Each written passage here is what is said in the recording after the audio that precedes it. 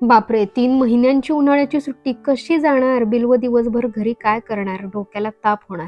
असंच वाटलं होतं मला जेव्हा त्याची शाळा संपली आणि आज त्याची शाळा पुन्हा सुरू झाल्यावर वाटतंय 3 महिने संपले?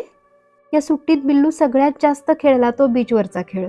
मनात येईल तेव्हा आम्ही खेळण्यांची पिशवी उचलायचो आणि तलाव गाठायचो.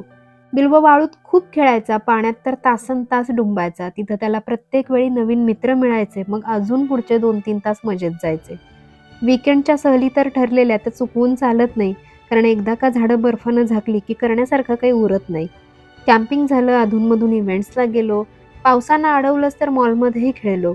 त्यातच 2 मोठ्या सहली झाल्या आणि आत्ता कळतंय सुट्ट्या बघता बघता कशा संपल्या. आपण कितीही म्हणू आमच्यासारखी सुट्टीतली मजा आत्ताच्या पोरांना नाही. आजोळ, अंगण याला आत्ताचं मूल पारखं आहे. पण उन्हाळ्याच्या सुट्टीवरचं प्रेम, ते कुठं बदललंय? ते मात्र आपलं आणि यांचं सारखं आहे.